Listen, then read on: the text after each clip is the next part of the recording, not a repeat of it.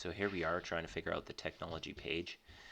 The technology page looks like this for Stratsim Management, and we have to pick which of these boxes to do, if any.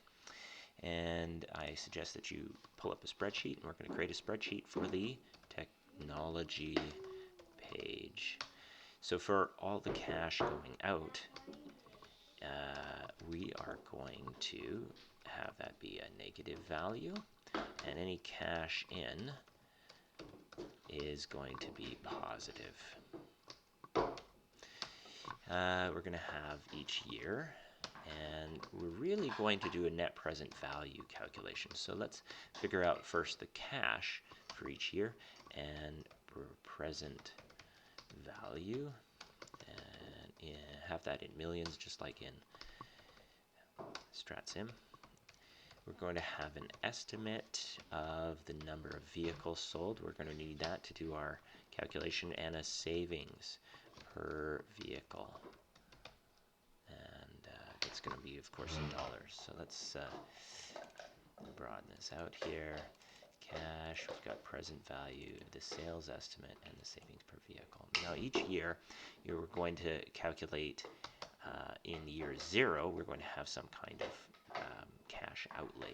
So it's going to be the amount of money that we're going to spend on the technology. And that's going to be found right here. The cost to increase by 1 is, for interior styling, safety, and quality, is going to be this amount right here. Whoa. Hey. Great. Now, we're going to have the cash be 1884. So that's going to be a negative value.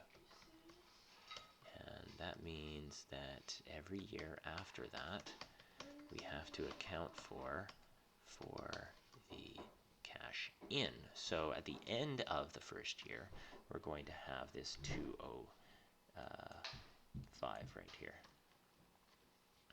And that's going to be positive value. Now, the sales estimate comes in, you can see that in another video, but it comes from decisions and marketing.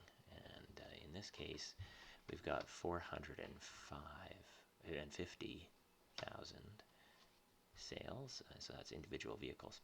And technology reduces the cost to produce each one of those vehicles, and that's profit that goes into our bank account. And so the savings per vehicle is the total cash, but we need to make that into a value that is going to line up.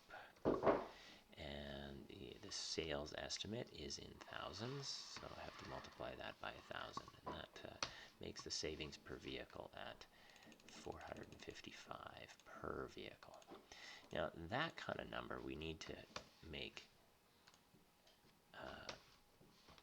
going down the page, because that's how much money we make from this specific technology investment of $1.884 billion. We get that every year for the end of the years. That's why technology is best to be done right at the start of the game. And then we take that savings per vehicle, and we need some kind of sales estimate going forward. Now, the industry will grow, so we need some kind of industry growth rate.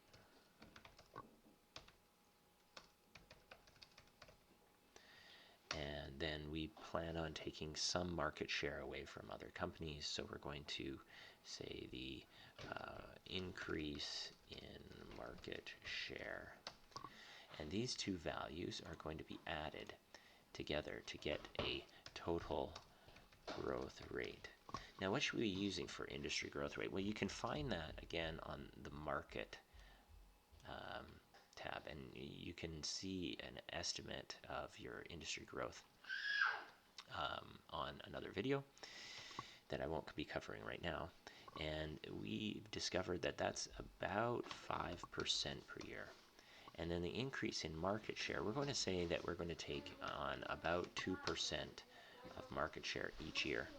And that gives me a sum of these two numbers with a growth rate of 7%. So our sales will go from 450, and it will go 7% more than that. So we're going to take the sales estimate from the previous year and multiply it by 1 plus the total growth rate, and that will be a constant, and that gives us 481. That's an estimate of to what our sales will be, and that will be, just drag that down, and that gives us the sales for all the different years. And so that savings per vehicle will be applied to this number of sales. And so we figure out what the sales estimate is, and we multiply that by 1,000 because it's in thousands, and we multiply that by the savings per vehicle. And that gives us the cash in millions. So we need to make it into millions.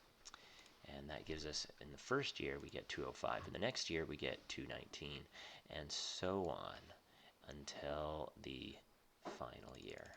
And this total here is going to be how much cash we have from this investment. So that includes the negative cash flow from the investment, and it looks like that's a positive value. So it seems like that's a good investment, but we need to have some kind of time value of money, because you can always take that money, that $1.884 billion, and just pay down debt.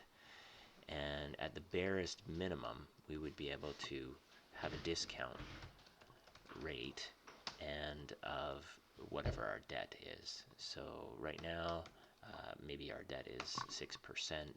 We can look that up on the Decisions tab.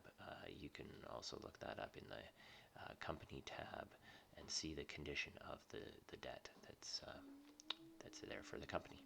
So if we pay down debt, we're getting a 6% interest. So the economic value of this has to be discounted. And how do you do a discount, a present value calculation? So the present value is the cash that's there, and you divide that by 1 plus the discount rate, and that has to be a constant, raised to the power of whatever year you're in. So for the first year, of course, that's, you know, whatever that cash was. But for the next year, it's going to modify that cash value. So this is the present value of this future cash flow, and so on. You drag that down, and you come to the net present value, which is the sum of all individual present values per year, and it looks like that's positive.